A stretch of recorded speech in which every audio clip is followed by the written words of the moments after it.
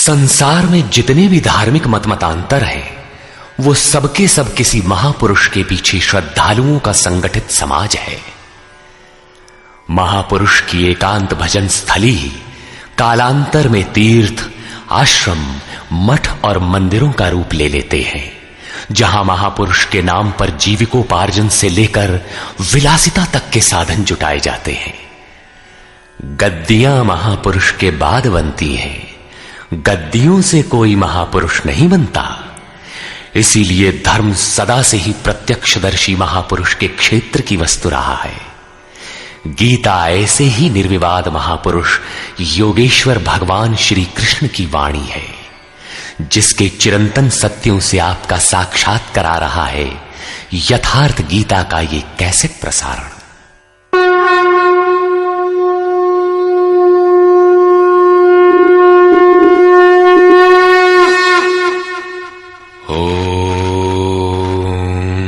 श्री परमात्मने नमः। यथार्थ गीता, श्रीमद् भगवद गीता, अथैकादशो अध्यायः। गत अध्याय में योगेश्वर श्री कृष्ण ने अपनी प्रधान विभूतियों का संक्षिप्त विवरण प्रस्तुत किया, किंतु अर्जुन को लगा कि उसने विस्तार से सुन लिया है। उसने कहा कि आपकी वाणी सुनने से मेरा सारा मोह नष्ट हो गया, अज्ञान नष्ट हो गया। आपने जो कहा उसे प्रत्यक्ष देखना चाहता हूं। सुनने और देखने में पश्चिम और पूर्व का अंतर है। चलकर देखने पर वस्तु स्थिति कुछ और ही होती है। अर्जुन ने उस रूप को देखा तो कांपने लगा, क्षमा याचना करने लगा। क्या ज्ञानी भयभीत होता है? उसे कोई जिज्ञासा रह जाती है? नहीं, बौद्धिक स्तर की जानकारी सदैव धूमिल रहती है। हां, वो यथार्थ जानकारी के लिए प्रेरणा अवश्य देती है। इसलिए अर्जुन ने निवेदन किया। अर्जुन उवाच,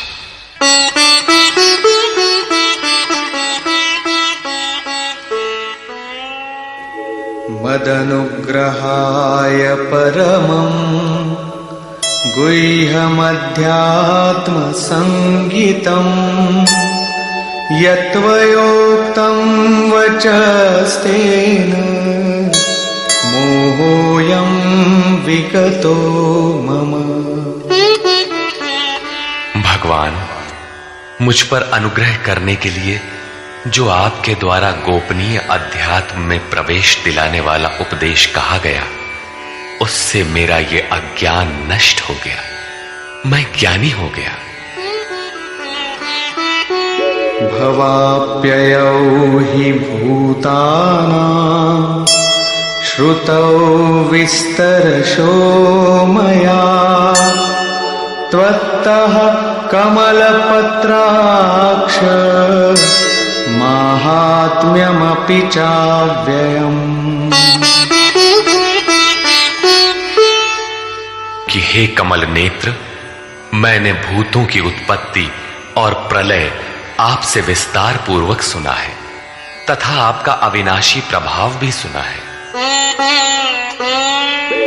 एवमेतद्यथार्थत्वम् आत्मानं परमेश्वर द्रष्टुमिच्छामि ते रूपम् ऐश्वरं पुरुषोत्तम।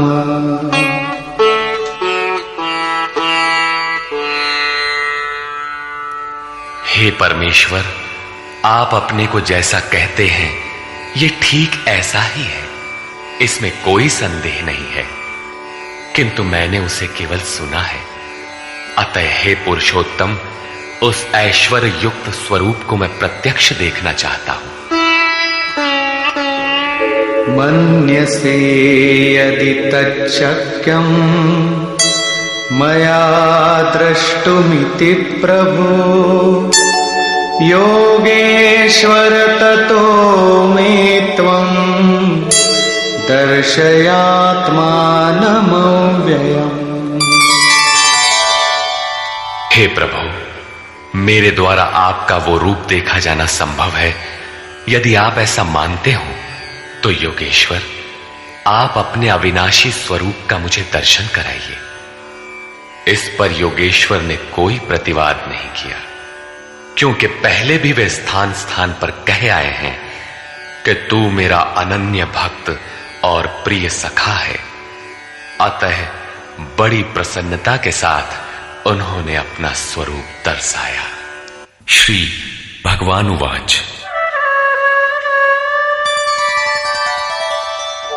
पश्य मे पार्थ रूपाणि शतशोऽथ सहस्रशः नानाविधानि दिव्यानि नानावर्णाकृतीनि च। पार्थ, मेरे सैकड़ों तथा हजारों नाना प्रकार के और नाना वर्ण तथा आकृति वाले दिव्य स्वरूप को देख।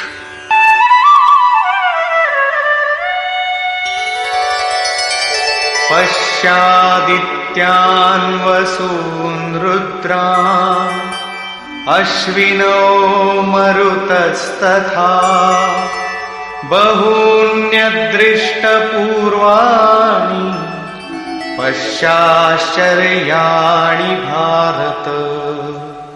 हे भारत, अदिति के 12 पुत्रों, 8 वसुओं, 11 रुद्रों, दोनों अश्विनी कुमारों और 49 मरुदगणों को देख, तथा अन्य बहुत से पहले तुम्हारे द्वारा कभी न देखे हुए आश्चर्यमय रूपों को देख।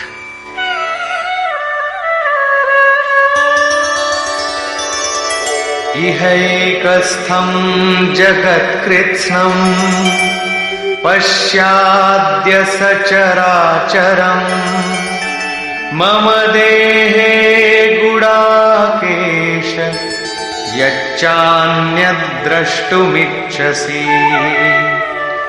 अर्जुन, अब मेरे इस शरीर में एक ही स्थान पर स्थित हुए चराचर सहित संपूर्ण जगत को देख, तथा और भी जो कुछ देखना चाहता है वो देख। इस प्रकार तीनों श्लोकों तक भगवान लगातार दिखाते चले गए, किंतु अर्जुन को कुछ दिखाई नहीं पड़ा। वो आंखें मलता रह गया। अतः ऐसा दिखाते हुए भगवान सहसा रुक जाते हैं और कहते हैं,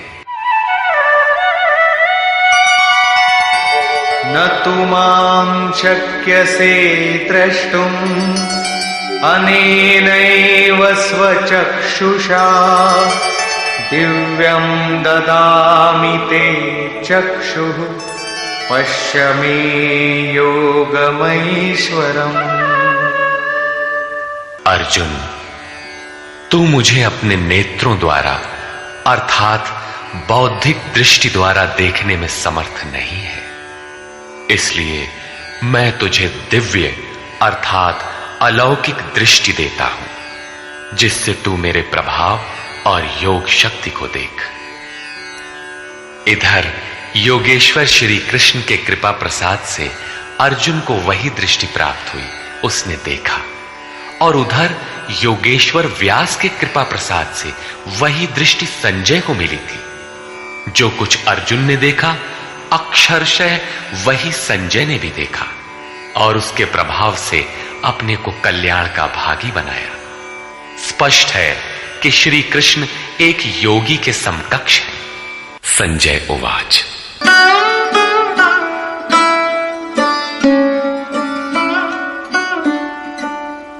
एवमुक्त्वा ततो राजन् महायोगेश्वरो हरिः दर्शयामास पार्थाय परमं रूपमैश्वरम्। संजय बोला, हे राजन, महायोगेश्वर हरि ने इस प्रकार कहकर उसके उपरांत पार्थ को अपना परम ऐश्वर्य युक्त दिव्य स्वरूप दिखाया, जो स्वयं योगी है और दूसरों को भी योग प्रदान करने की जिसमें क्षमता हो, जो योग का स्वामी हो, उसे योगेश्वर कहते हैं। इसी प्रकार सर्वस्व का हरण करने वाला हरि है। यदि केवल दुखों का हरण किया और सुख छोड़ दिया तो दुख आएगा। अतः सब पापों के नाश के साथ सर्वस्व का हरण करके अपना स्वरूप देने में जो सक्षम है वो हरि है। उन्होंने पार्थ को अपना दिव्य स्वरूप दिखाया। सामने तो खड़े ही थे। अनेक वक्त्र नयनम अनेकाद्भुत दर्शनम अनेक दिव्याभरणम दिव्यानीकोद्यतायुधम। अनेक मुख और नेत्रों से युक्त, अनेक अद्भुत दर्शनों वाले, अनेक दिव्य भूषणों से युक्त और अनेक दिव्य शस्त्रों को हाथ से उठाए तथा दिव्यमाल्याम्बरधरम दिव्यगन्धानुलेपनम सर्वाश्चर्यमयं देवं अनंतं विश्वतोमुखम्।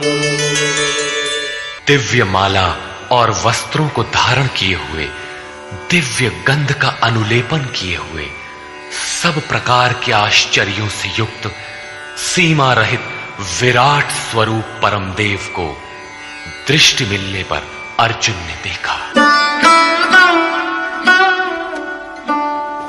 दिवि सूर्यसहस्रस्य भवेद्युगपदुत्थिता यदि भासदृशी सा स्यात् भासस्तस्य महात्मनः।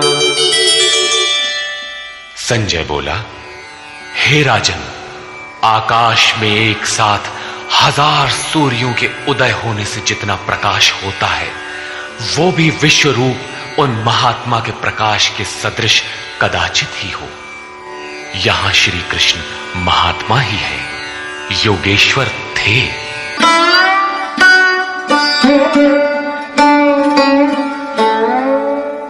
तत्रैकस्थं जगत्कृत्स्नं प्रविभक्तमनेकधा अपश्यद्देवदेवस्य शरीरे पांडवस्तदा। पांडुपुत्र अर्जुन ने, पुण्य ही पांडु है, पांडु ही अनुराग को जन्म देता है। उस समय अनेक प्रकार से विभक्त हुए संपूर्ण जगत को उन परमदेव के शरीर में एक जगह स्थित देखा।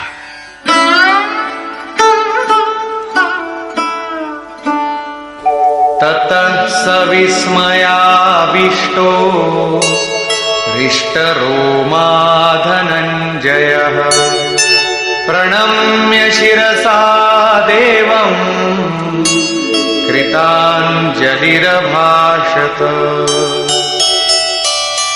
इसके पश्चात आश्चर्य से युक्त हर्षित रोमों वाला वो अर्जुन परमात्मा देव को शिर से प्रणाम कर हाथ जोड़कर बोला। यहां अर्जुन ने अंतःकरण से नमन किया और कहा, अर्जुन उवाच,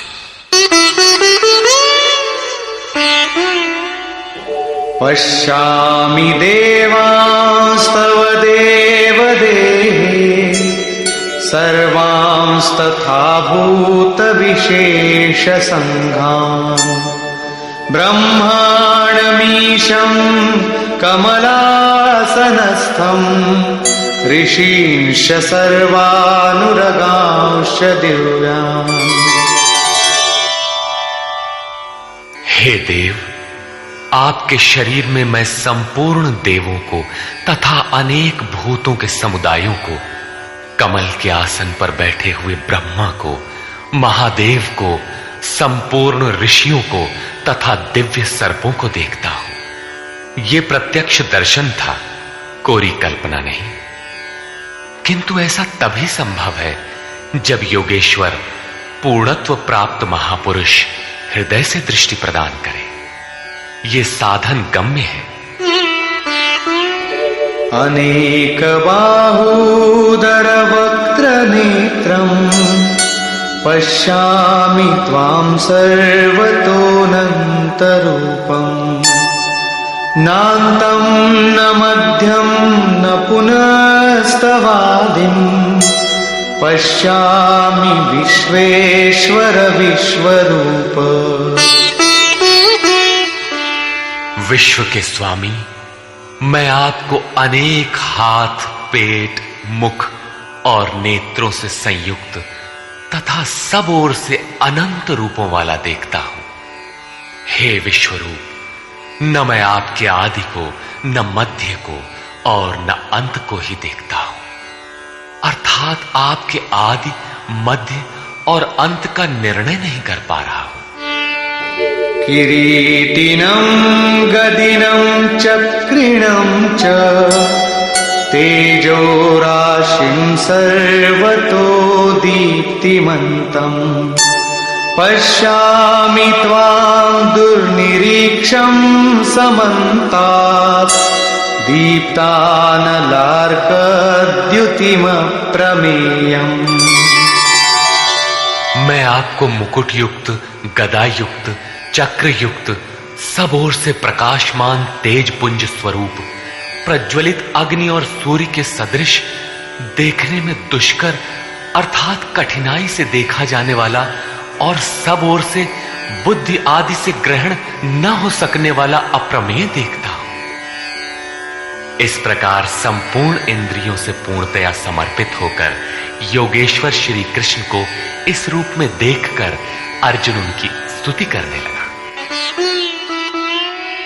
त्वमक्षरं परमं वेदितव्यम् त्वमस्य विश्वस्य परं निधानम् त्वमव्ययः शाश्वतधर्मगोप्ता सनातनस्त्वं पुरुषो मतो मे। भगवान, आप जानने योग्य परम अक्षर अर्थात अक्षय परमात्मा है। आप इस जगत के परम आश्रय हैं। आप शाश्वत धर्म के रक्षक हैं तथा आप अविनाशी सनातन पुरुष हैं, ऐसा मेरा मत है। आत्मा का स्वरूप क्या है? शाश्वत है, सनातन है, अव्यक्त रूप है, अविनाशी है। यहां कृष्ण का क्या स्वरूप है? वही शाश्वत, सनातन, अव्यय, अविनाशी, अर्थात प्राप्ति के पश्चात महापुरुष भी उसी आत्म भाव में स्थित होता है। तभी तो भगवान और आत्मा एक ही लक्षण वाले। अनादिमध्यान्तमनन्तवीर्यम् अनन्तबाहुं शशिसूर्यनेत्रम् पश्यामि त्वां दीप्तहुताशवक्त्रम् स्वतेजसा विश्वमिदं तपन्तम्। हे परमात्मन, मैं आपको आदि, मध्य और अंत से रहित, अनंत सामर्थ्य से युक्त, अनंत हाथों वाला, चंद्रमा और सूर्य रूपी नेत्रों वाला तथा प्रज्वलित अग्नि रूपी मुख वाला तथा अपने तेज से इस जगत को तपाते हुए देखता हूं।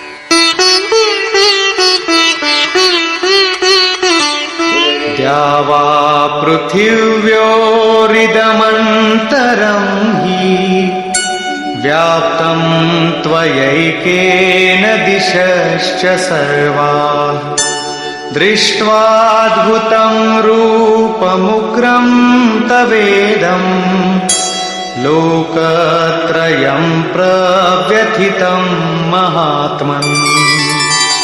हे महात्मन, अंतरिक्ष और पृथ्वी के बीच का संपूर्ण आकाश तथा सब दिशाएं एकमात्र आपसे ही परिपूर्ण है। आपके इस अलौकिक भयंकर रूप को देखकर तीनों लोक अत्यंत व्यथित हो रहे हैं। अमीहि त्वां सुरसङ्घा विशन्ति केचिद्भीताः प्राञ्जलयो गृह्णन्ति स्वस्तीत्युक्त्वा महर्षिसिद्धसङ्घाः स्तुवन्ति त्वां स्तुतिभिः पुष्कलाभिः। वे देवताओं के समूह आप में ही प्रवेश कर रहे हैं और कई एक भयभीत होकर हाथ जोड़े हुए आपके गुणों का गान कर रहे हैं। महर्षि और सिद्धों के समुदाय स्वस्ति वाचन अर्थात कल्याण हो ऐसा कहते हुए संपूर्ण स्तोत्रों द्वारा आपकी स्तुति कर रहे हैं। रुद्रादित्या वसवो ये च साध्या विश्वेश्विनो मरुतश्चोष्मपाश्च गन्धर्वयक्षासुरसिद्धसङ्घा वीक्षन्ते त्वां विस्मिताश्चैव सर्वे। रुद्र, आदित्य, वसु, साध्य, विश्वदेव, अश्वनी कुमार, वायुदेव और पितरों तथा गंधर्व, यक्ष, राक्षस और सिद्धों के समुदाय सभी आश्चर्य से आपको देख रहे हैं, अर्थात देखते हुए भी समझ नहीं पा रहे, क्योंकि उनके पास वो दृष्टि ही नहीं है। कृष्ण ने पीछे बताया था कि आसुरी स्वभाव वाले लोग मुझे तुच्छ कहकर संबोधित करते हैं, सामान्य मनुष्य जैसा मानते हैं, जबकि मैं परम भाव में परमेश्वर रूप में स्थित हूं। यद्यपि हूं मनुष्य शरीर के आधार वाला, उसी का विस्तार यहां है कि वे आश्चर्य से देख रहे हैं, यथार्थतः समझ नहीं पा रहे हैं, नहीं देखते।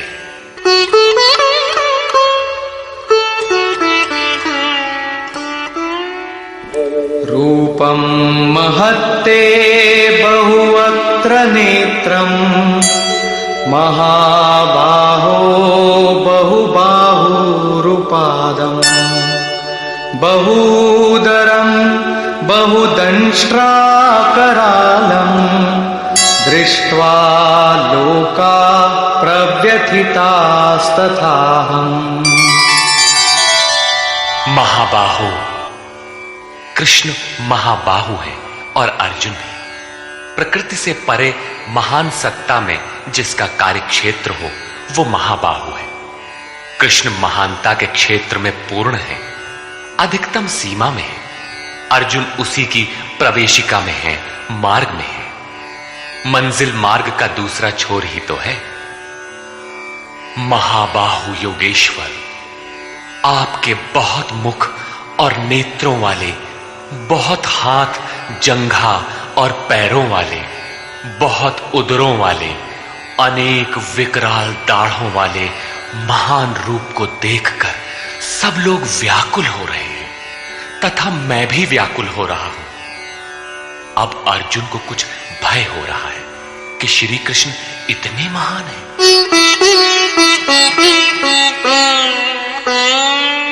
नभस्पृशं दीप्तमनेकवर्णम् व्यात्ताननं दीप्तविशालनेत्रम् दृष्ट्वा हि त्वां प्रव्यथितान्तरात्मा धृतिं न विन्दामि शमं च विष्णो।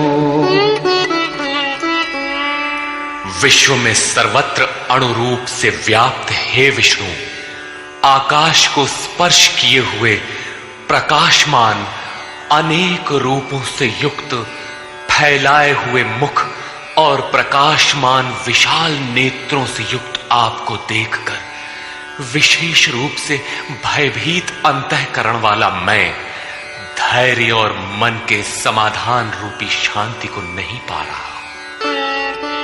दंष्ट्राकरालानि च ते मुखानि दृष्ट्वैव कालानलसन्निभानि दिशो न जाने न लभे च शर्म प्रसीद देवेश जगन्निवास।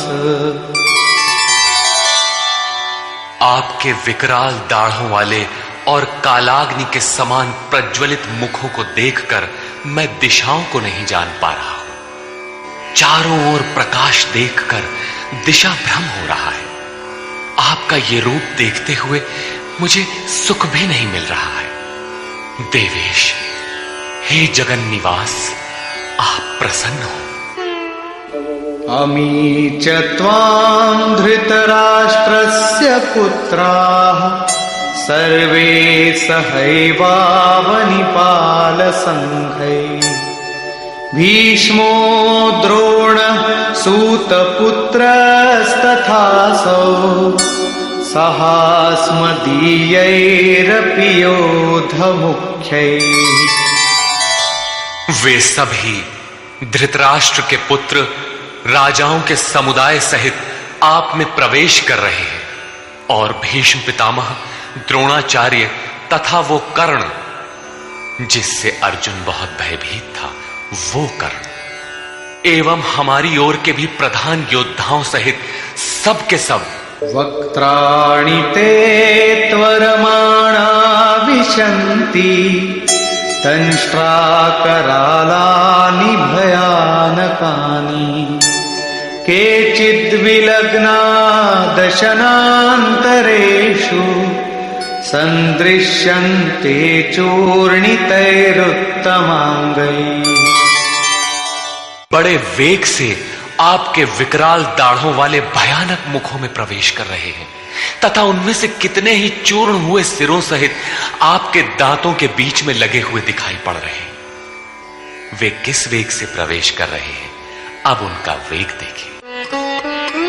यथा नदीनां बहवोऽम्बुवेगाः समुद्रमेवाभिमुखा द्रवन्ति तथा तवामी नरलोकवीरा विशन्ति वक्त्राण्यभिविज्वलन्ति। जैसे नदियों के बहुत से जल प्रवाह अपने में विकराल होते हुए भी समुद्र की ओर दौड़ते हैं, समुद्र में प्रवेश करते हैं, ठीक उसी प्रकार वे शूरवीर मनुष्यों के समुदाय आपके प्रज्वलित मुखों में प्रवेश कर रहे हैं। अर्थात वे अपने में शूरवीर तो हैं, किंतु आप समुद्रवत हैं। आपके समक्ष उनका बल अत्यल्प है। वे किस लिए और किस प्रकार प्रवेश कर रहे हैं, इसके लिए उदाहरण प्रस्तुत है। यथा प्रदीप्तं ज्वलनं पतंगा विशन्ति नाशाय समृद्धवेगा तथैव नाशाय विशन्ति लोकाः तवापि वक्त्राणि समृद्धवेगा। जैसे पतंगे नष्ट होने के लिए ही प्रज्वलित अग्नि में अतिवेग से प्रवेश करते हैं, वैसे ही ये सब प्राणी भी अपने नाश के लिए आपके मुखों में अत्यंत बढ़े हुए वेग से प्रवेश कर रहे हैं। लेलीहसे ग्रसमानः समन्तात् लोकान् समग्रान् वदनैर्ज्वलद्भिः तेजोभिरापूर्य जगत् समग्रम् भासस्तवोग्राः प्रतपन्ति विष्णु। आप उन समस्त लोकों को प्रज्वलित मुखों द्वारा सब ओर से निगलते हुए चाट रहे हैं, उनका आस्वादन कर रहे हैं। हे व्यापनशील परमात्मन, आपकी उग्र प्रभा संपूर्ण जगत को अपने तेज से व्याप्त करके तप रही है। तात्पर्य यह है कि पहले आसुरी संपत्ति परम तत्व में विलीन हो जाती है, उसके पश्चात दैवी संपत्ति का कोई प्रयोजन नहीं रह जाता, इसलिए वो भी उसी स्वरूप में विलीन हो जाती है। अर्जुन ने देखा कि कौरव पक्ष तदनंतर उसके अपने पक्ष के योद्धा कृष्ण के मुख में विलीन होते जा रहे हैं। उसने पूछा,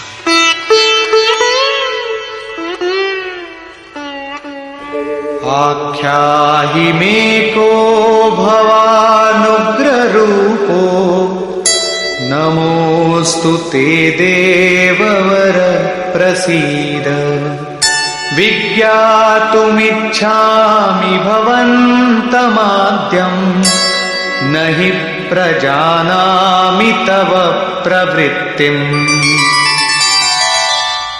मुझे बताइए कि भयंकर आकार वाले आप कौन हैं? हे देवों में श्रेष्ठ, आपको नमस्कार है। आप प्रसन्न हो।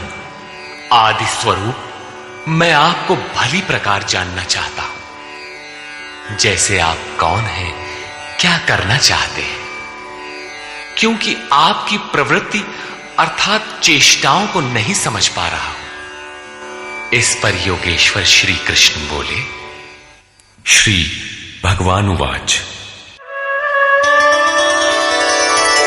कालोऽस्मि लोकक्षयकृत् प्रवृद्धो लोकान् समाहर्तुमिह प्रवृत्तः ऋतेऽपि त्वां न भविष्यन्ति सर्वे येव स्थिताः प्रत्यनीकेषु योधाः। अर्जुन, मैं लोकों का नाश करने वाला बढ़ा हुआ काल हूं और इस समय इन लोकों को नष्ट करने के लिए प्रवृत्त हुआ हूं। प्रतिपक्षियों की सेना में स्थित जितने योद्धा हैं, वे सब तेरे बिना भी नहीं रहेंगे। वे जीवित नहीं बचेंगे, इसीलिए प्रवृत्त हुआ हूं।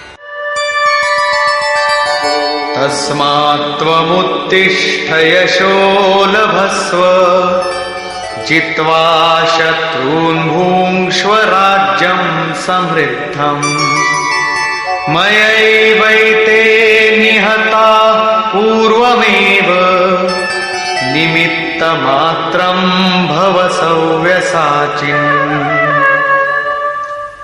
इसलिए अर्जुन, तू युद्ध के लिए खड़ा हो, यश प्राप्त कर, शत्रुओं को जीत, समृद्धि संपन्न राज्य को भोग। ये सब शूरवीर मेरे द्वारा पहले से ही मारे हुए हैं। सव्यसाचिन, तू केवल निमित्त मात्र बन। प्रायः सर्वत्र कृष्ण ने कहा है कि वो परमात्मा न कुछ स्वयं करता है, न कराता है, न संयोग ही जोड़ता है। मोहावृत्ति बुद्धि के कारण ही लोग कहते हैं कि परमात्मा कराता है, किंतु यहां वे स्वयं ताल ठोक कर खड़े हो जाते हैं कि अर्जुन, करता धरता तो मैं, मेरे द्वारा ये लोग पहले से ही मारे हुए, तू खड़ा भर हो, यश ले ले। ऐसा इसलिए है कि सो केवल भगतन हित लागी। अर्जुन उसी अवस्था को प्राप्त कर चुका था कि भगवान स्वयं ताल ठोक कर खड़े हो गए। अनुराग ही अर्जुन है। अनुरागी के लिए भगवान सदैव खड़े हैं। उन्हीं के कर्ता है, रथी बन जाते हैं। यहां गीता में तीसरी बार साम्राज्य का प्रकरण आया है। पहले अर्जुन लड़ना नहीं चाहता था।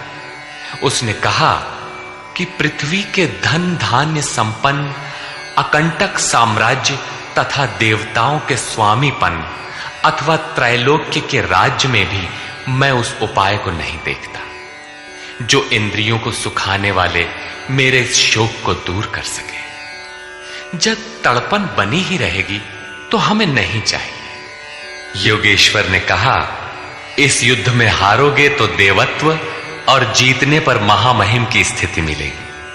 और यहां 11वें अध्याय में कहते हैं कि ये शत्रु मेरे द्वारा मारे गए हैं, तू निमित्त मात्र भर बन जा, यश को प्राप्त कर और समृद्ध राज्य को भोग। फिर वही बात, जिस बात से अर्जुन चौंकता है, जिसमें वो शोक मिटता हुआ नहीं देखता, क्या श्री कृष्ण फिर भी वही राज्य देंगे? नहीं, वस्तुतः विकारों के अंत के साथ परमात्म स्वरूप की स्थिति ही वास्तविक समृद्धि है, जो स्थिर संपत्ति है, जिसका कभी विनाश नहीं होता, राजयोग का परिणाम है। द्रोणं च भीष्मं च जयद्रथं च कर्णं तथान्यानपि योधवीरान् मया हतांस्त्वं जहिमा व्यथिष्ठा युध्यस्व जेतासि रणे सपत्नान्। इन द्रोण, भीष्म, जयद्रथ और कर्ण तथा अन्यान्य बहुत से मेरे द्वारा मारे हुए शूरवीर योद्धाओं को तू मार, भय मत कर। संग्राम के वैरियों को तू निश्चित जीतेगा, इसलिए युद्ध कर। यहां भी योगेश्वर ने कहा कि मेरे द्वारा मारे हुए इन मरे हुओं को तू मार। स्पष्ट किया कि मैं करता हूं, जबकि 5वें अध्याय के 13, 14 एवं 15 श्लोक में उन्होंने कहा था भगवान अकर्ता है। 18वें अध्याय में वे कहते हैं शुभ अथवा अशुभ प्रत्येक कार्य के होने में 5 माध्यम हैं: अधिष्ठान, कर्ता, करण, चेष्टा और दैव। जो कहते हैं कैवल्य स्वरूप परमात्मा करते हैं, वे अविवेकी हैं, यथार्थ नहीं जानते, अर्थात भगवान नहीं करते। ऐसा विरोधाभास क्यों? वस्तुतः प्रकृति और उस परमात्म पुरुष के बीच एक सीमा रेखा है।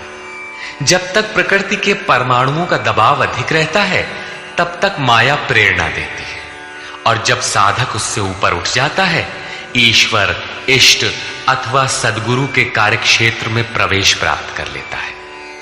उसके बाद सद्गुरु, इष्ट, याद रहे प्रेरक के स्थान पर सद्गुरु, आत्मा, परमात्मा, इष्ट, भगवान पर्यायवाची। कुछ भी कहें, कहता भगवान ही है।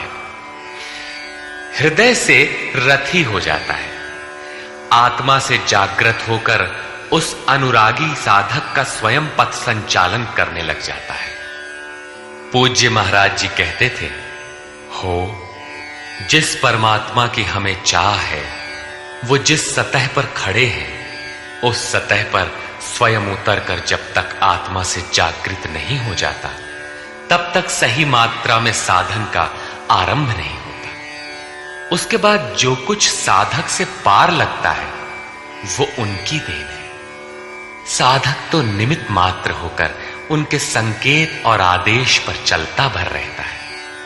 साधक की विजय उनकी देन है। ऐसे अनुरागी के लिए ईश्वर अपनी दृष्टि से देखता है, दिखाता है और अपने स्वरूप तक पहुंचाता है। यही श्री कृष्ण कहते हैं, मेरे द्वारा मारे हुए इन बैरियों को मार, निश्चय ही तुम्हारी विजय होगी, मैं जो खड़ा हूं। संजय उवाच।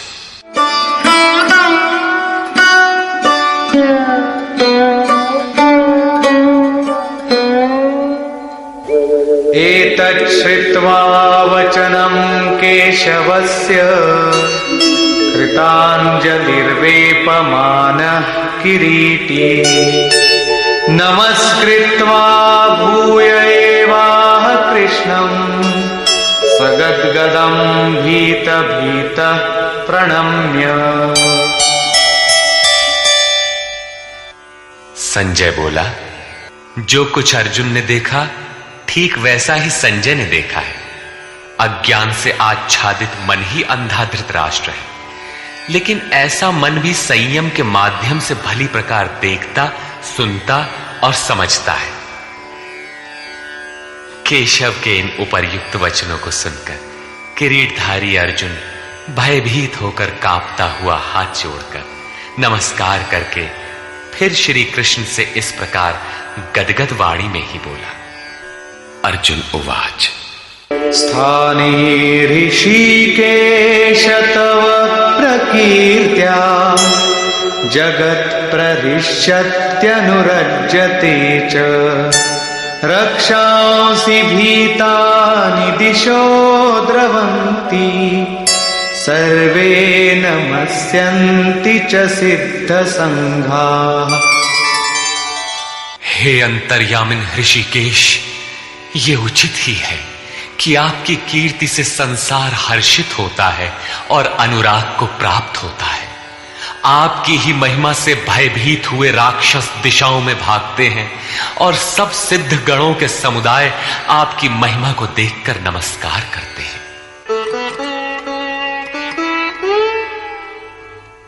कस्माच्च तेन न मेरन्महात्मन् गरीयसे ब्रह्मणोऽप्यादिकर्त्रे अनंत देवेश जगन्निवास त्वमक्षरं सदसत्तत्परं यत्। हे महात्मन, ब्रह्मा के भी आदिकर्ता और सबसे बड़े, आपके लिए वे सब कैसे नमस्कार न करें, क्योंकि हे अनंत, हे देवेश, हे जगन्निवास, सत, असत और उनसे भी परे अक्षर अर्थात अक्षय स्वरूप आप ही हैं।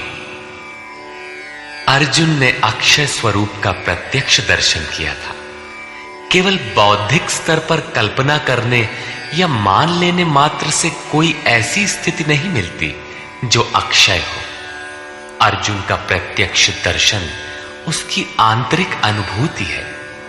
उसने सविनय कहा,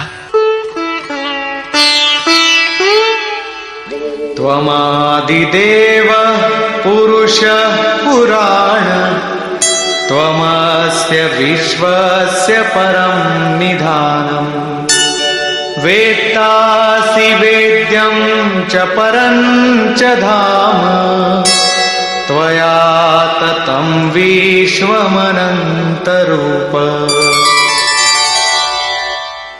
आप आदिदेव और सनातन पुरुष हैं।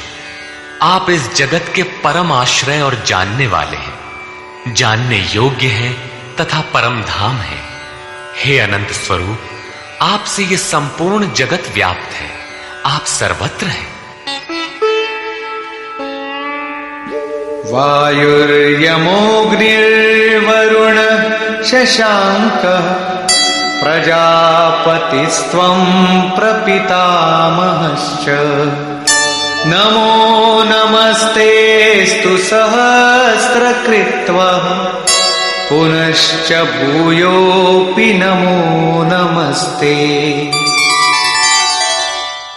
आप ही वायु, यमराज, अग्नि, वरुण, चंद्रमा तथा प्रजा के स्वामी ब्रह्मा और ब्रह्मा के भी पिता हैं। आपको हजारों बार नमस्कार है, फिर भी बार बार नमस्कार है। अतिशय श्रद्धा और भक्ति के कारण नमन करते हुए अर्जुन को तृप्ति नहीं हो रही है। वो कहता है, नमः पुरस्तादथ पृष्ठतस्ते नमोऽस्तु ते सर्वत एव सर्व अनन्तवीर्यामितविक्रमस्त्वं सर्वं समाप्नोषि ततोऽसि सर्वः। हे अत्यंत सामर्थ्य वाले, आपको आगे से और पीछे से भी नमस्कार हो। हे सर्वात्मन, आपको सब ओर से ही नमस्कार हो, क्योंकि हे अत्यंत पराक्रमशाली, आप सब ओर से संसार को व्याप्त किए हुए, इसलिए आप ही सर्वरूप और सर्वत्र हैं। इस प्रकार बार बार नमस्कार करके भयभीत अर्जुन अपनी भूलों के लिए क्षमा याचना करता है।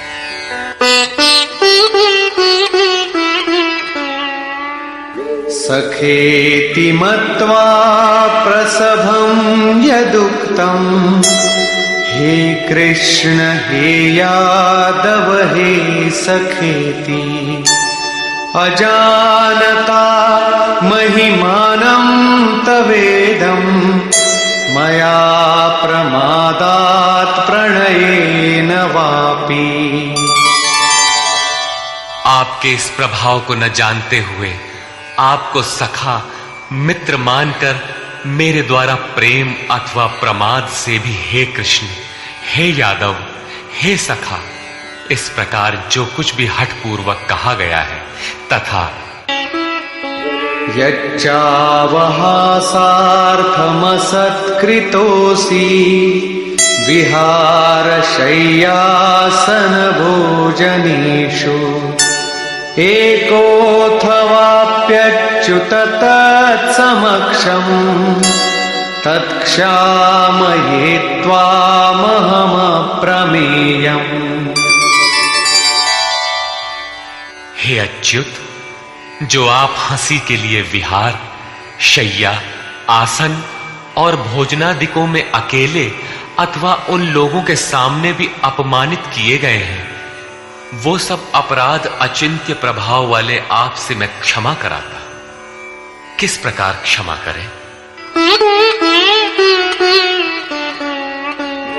पितासि लोकस्य चराचरस्य त्वमस्य पूज्यश्च गुरुर्गरीयान् न त्वत्समोऽस्त्यभ्यधिकः कुतोऽन्यो लोकत्रयेऽप्य प्रतिमप्रभाव। आप इस चराचर जगत के पिता, गुरु से भी बड़े गुरु और अति पूजनीय हैं, जिसकी कोई प्रतिमा नहीं, ऐसे अप्रतिम प्रभाव वाले। आपके समान तीनों लोकों में दूसरा कोई नहीं है, फिर अधिक कैसे होगा? आप सखा भी नहीं, सखा तो समकक्ष होता है।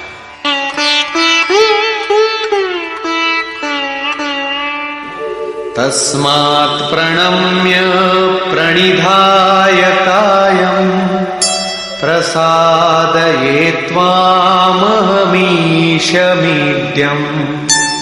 पितेव पुत्रस्य सखेव सख्युः प्रियः प्रियायार्हसि देव सोढुम्। आप चराचर के पिता हैं, इसलिए मैं अपने शरीर को भली प्रकार आपके चरणों में रखकर प्रणाम करके स्तुति करने योग्य आप ईश्वर को प्रसन्न होने के लिए प्रार्थना करता हूं।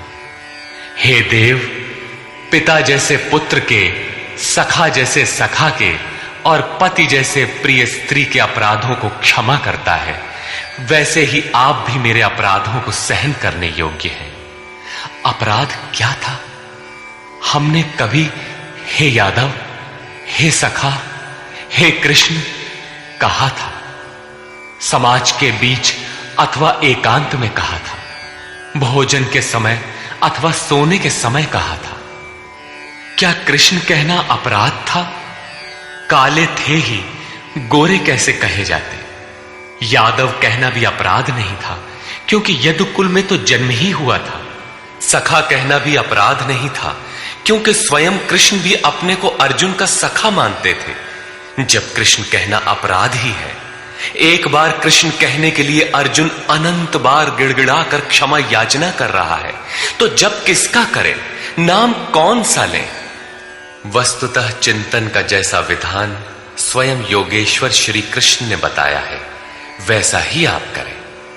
उन्होंने पीछे बताया, ओमित्येकाक्षरम ब्रह्म व्याहरन मां मनुस्मरन। अर्जुन, ओम, बस इतना ही अक्षय ब्रह्म का परिचायक है।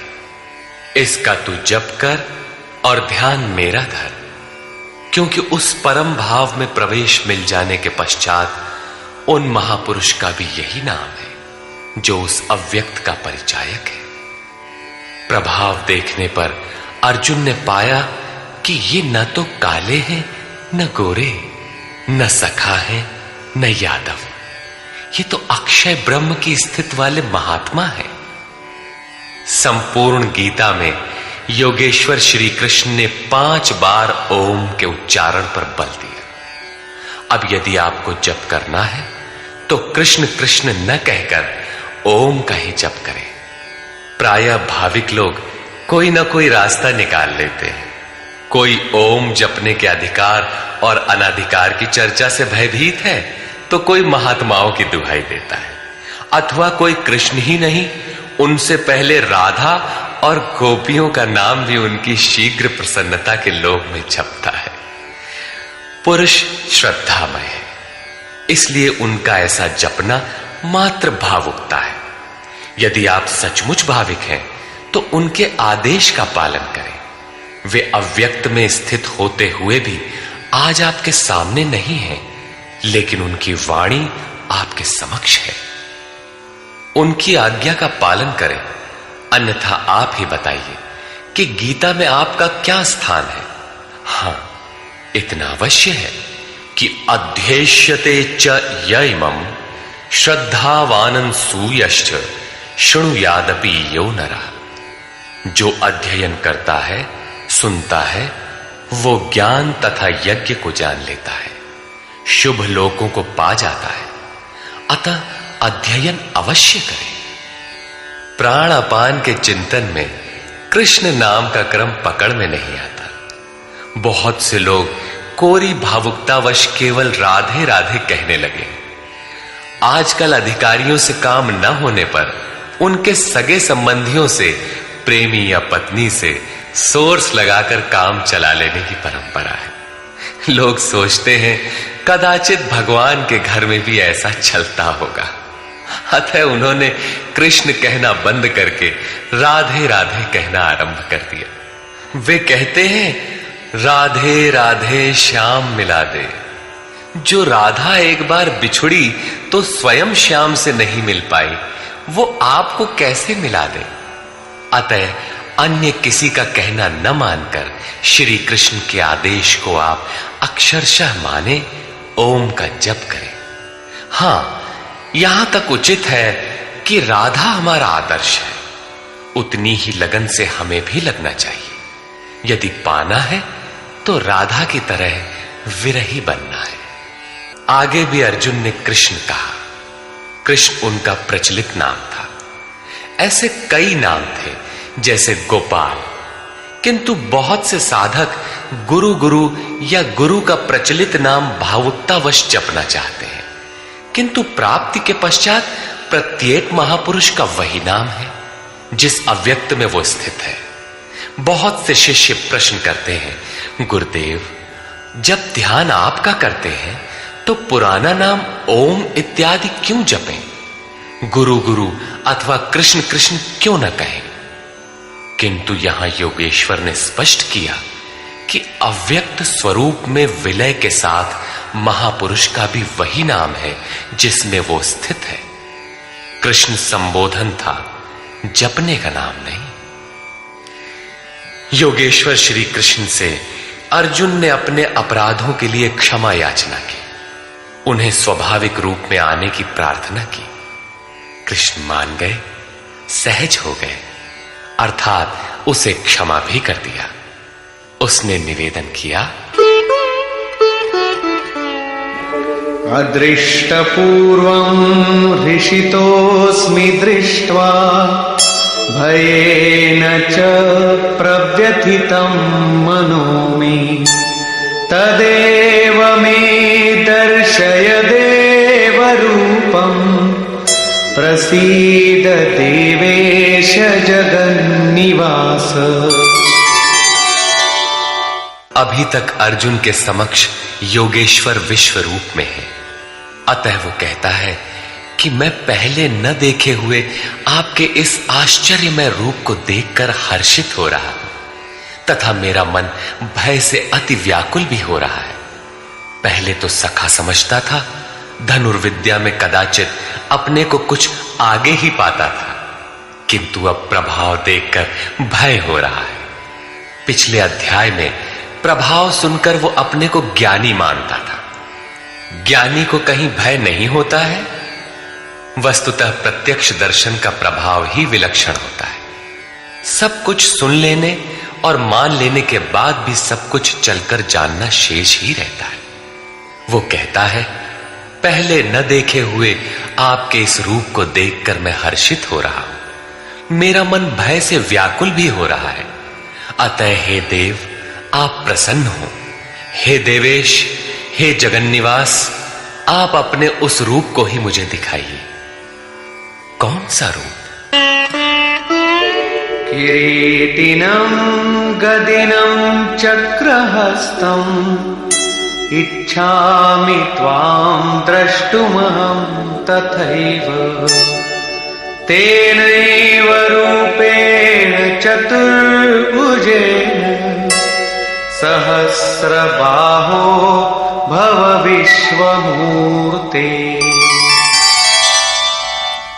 मैं आपको वैसे ही, अर्थात पहले की ही तरह सिर पर मुकुट धारण किए हुए, हाथ में गदा और चक्र लिए हुए देखना चाहता हूं।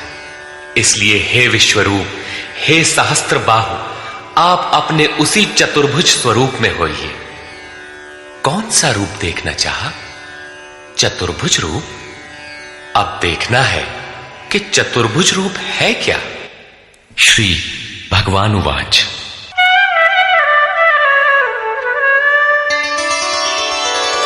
मया प्रसन्नेन तवार्जुनेदं रूपं परं दर्शितमात्मयोगात्।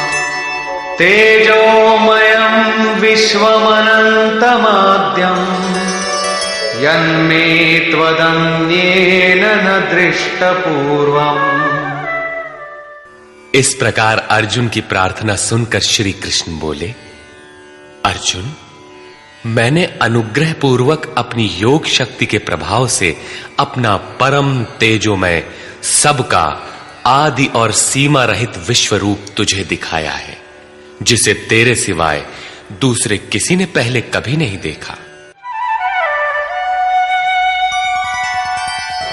न वेदयज्ञाध्ययनैर्न दानैः न च क्रियाभिर्न तपोभिरुग्रैः एवं रूपः शक्य अहं त्रिलोके द्रष्टुं त्वदन्येन कुरु प्रवीर।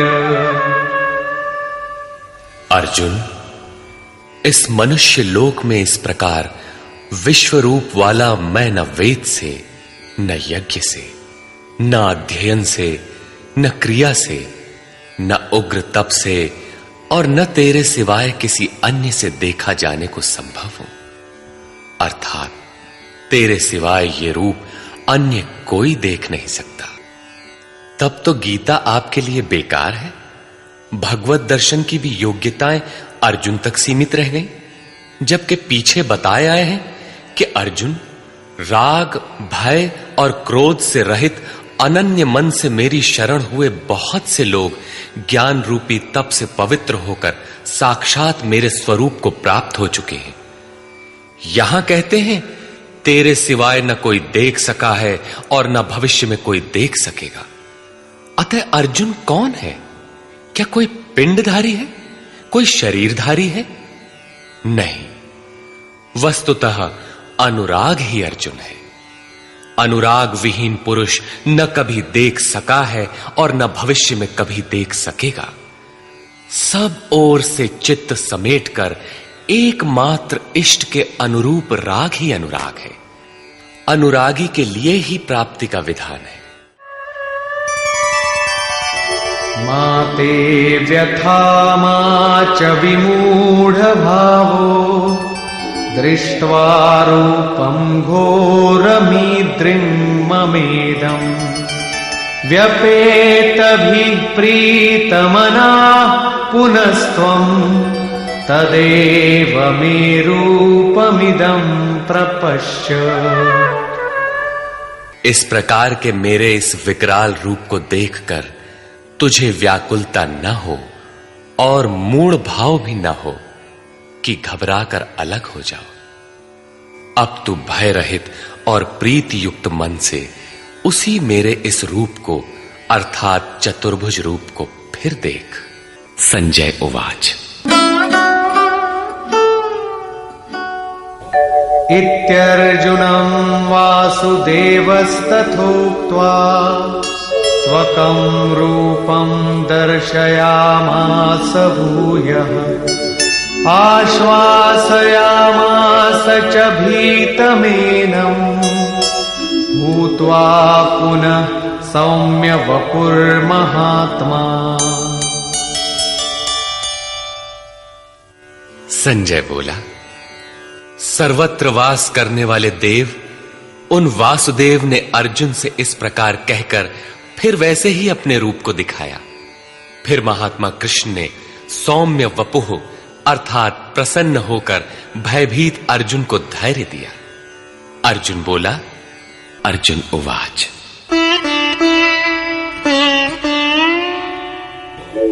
दृष्ट्वेदं मानुषं रूपं तव सौम्यं जनार्दन इदानीमस्मि संवृत्तः सचेताः प्रकृतिं गतः। जनार्दन, आपके इस अत्यंत शांत मनुष्य रूप को देखकर अब मैं प्रसन्न चित्त हुआ और अपने स्वभाव को प्राप्त हो गया हूं। अर्जुन ने कहा था कि भगवान, अब आप मुझे उसी चतुर्भुज स्वरूप का दर्शन कराइए। योगेश्वर ने कराया भी, किंतु अर्जुन ने जब देखा तो क्या पाया? मानुषम रूपम, मनुष्य के रूप को देखा। वस्तुतः प्राप्ति के पश्चात महापुरुष ही चतुर्भुज और अनंत भुज कहलाते हैं। दो भुजा वाला महापुरुष तो अनुरागी के समक्ष बैठा ही है, किंतु अन्यत्र कहीं से कोई स्मरण करता है तो वही महापुरुष उस स्मरणकर्ता से जागृत होकर उसका भी मार्गदर्शन करता है। भुजा कार्य का प्रतीक है। वे भीतर भी कार्य करते हैं, बाहर भी। यही चतुर्भुज स्वरूप है। उनके हाथों में शंख, चक्र, गदा और पद्म क्रमशः वास्तविक लक्ष्य घोष, साधन चक्र का प्रवर्तन, इंद्रियों का दमन और निर्मल निर्लेप कार्य क्षमता का प्रतीक मात्र है। यही कारण है कि चतुर्भुज रूप में उन्हें देखने पर भी अर्जुन ने उन्हें मनुष्य रूप में ही पाया। चतुर्भुज महापुरुषों के शरीर और स्वरूप से कार्य करने की विधि विशेष का नाम है, न कि चार हाथ वाले कोई कृष्ण थे। श्री भगवान उवाच, सुदुर्दर्शमिदं रूपं दृष्टवानसि यन्मम देवाप्यस्य रूपस्य नित्यं दर्शनकांक्षिणः। महात्मा श्री कृष्ण ने कहा, अर्जुन, मेरा ये रूप देखने को अति दुर्लभ है, जैसा कि तूने देखा है, क्योंकि देवता भी सदा इस रूप के दर्शन की इच्छा रखते हैं। वस्तुतः सभी लोग संत को पहचान ही नहीं पाते। पूज्य सत्संगी महाराज अंतः प्रेरणा वाले पूर्ण महापुरुष थे, लेकिन उन्हें लोग पागल समझते रहे। किसी किसी पुण्यात्मा को आकाशवाणी हुई कि ये सद्गुरु हैं। केवल उन्होंने उन्हें हृदय से पकड़ा, उनके स्वरूप को पाया और अपनी गति पा ली।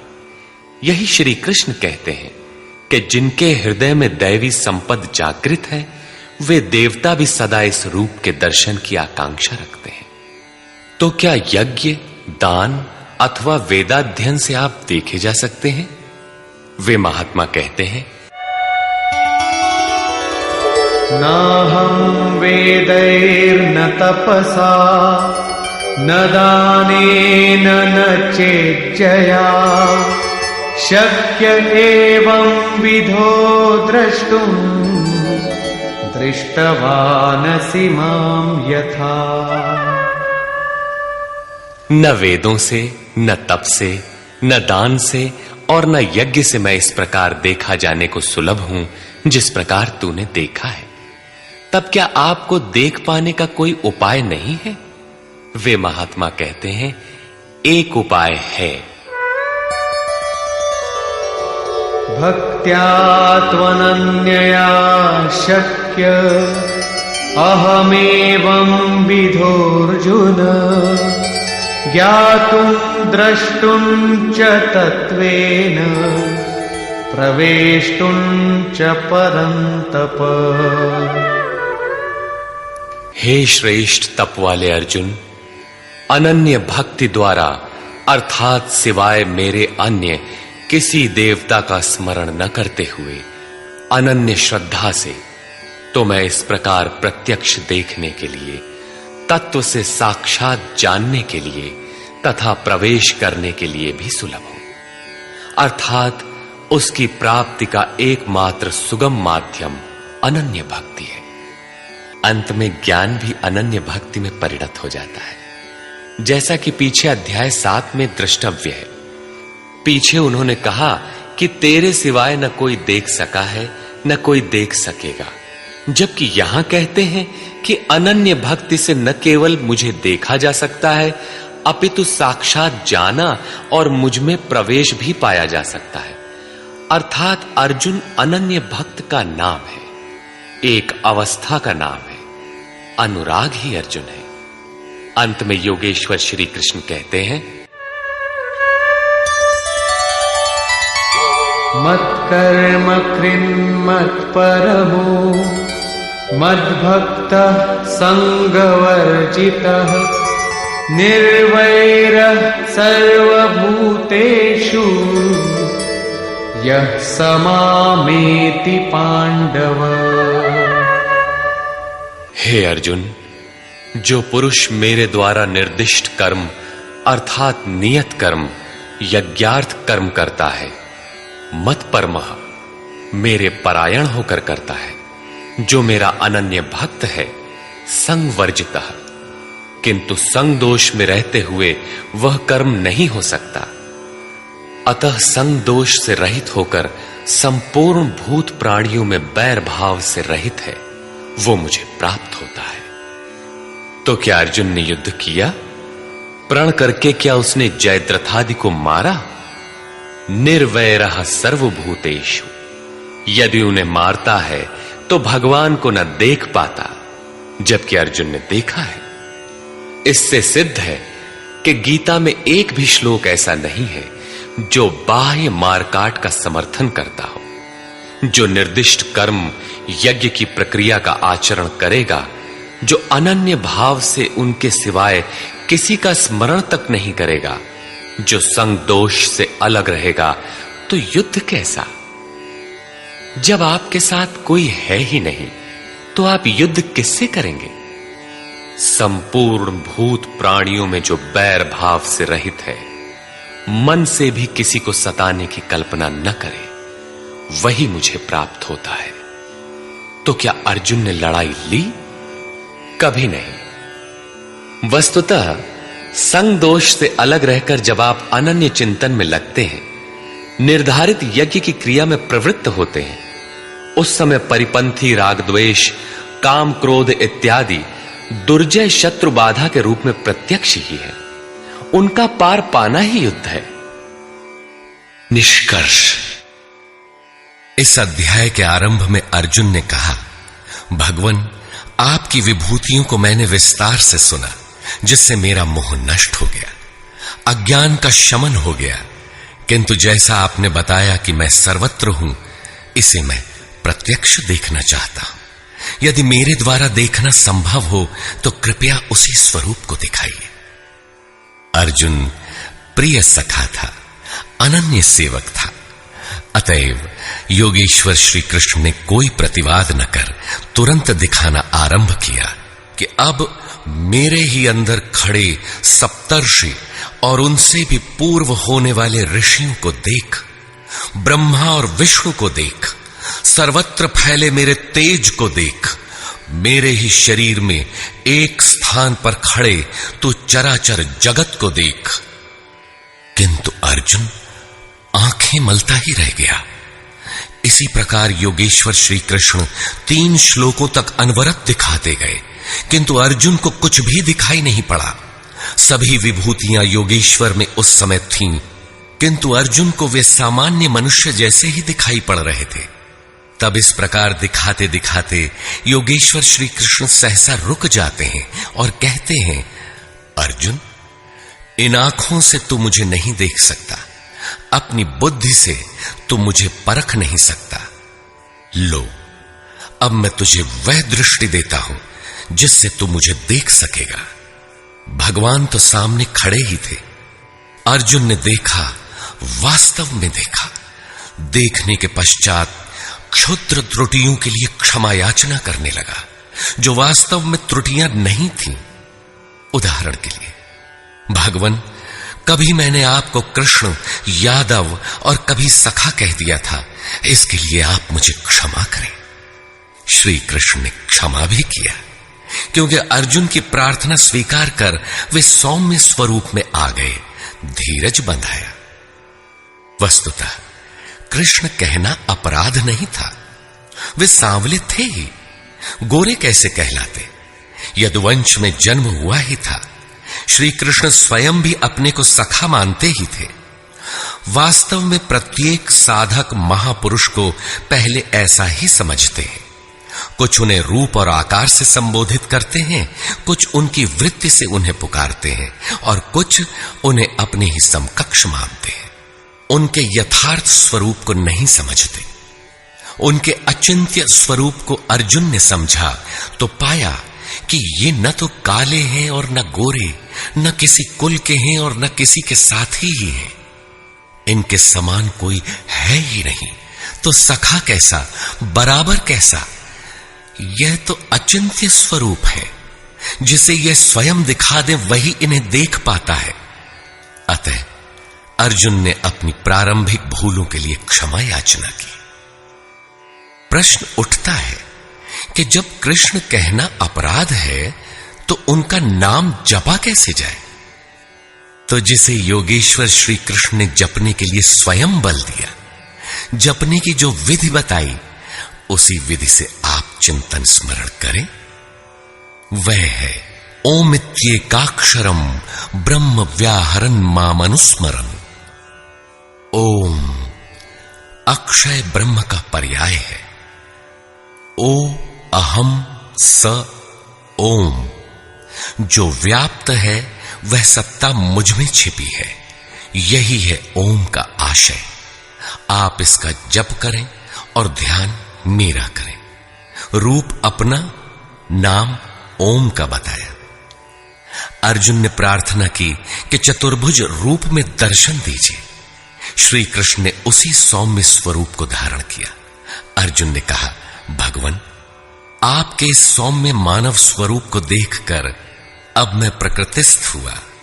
मांगा था चतुर्भुज रूप, दिखाया मानुषम रूपम।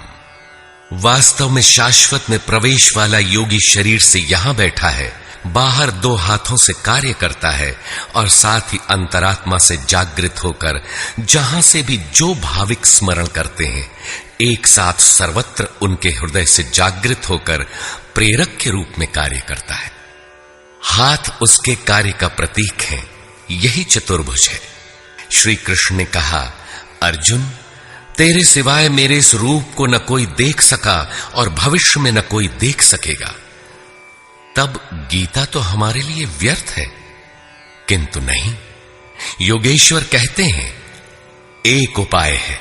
जो मेरा अनन्य भक्त है, मेरे सिवाय जो दूसरे किसी का स्मरण न करके निरंतर मेरा ही चिंतन करने वाला है, उसकी अनन्य भक्ति के द्वारा मैं प्रत्यक्ष देखने को, अर्थात जैसा तूने देखा है तत्व से जानने को और प्रवेश करने को भी सुलभ हूं। अर्थात अर्जुन अनन्य भक्त था।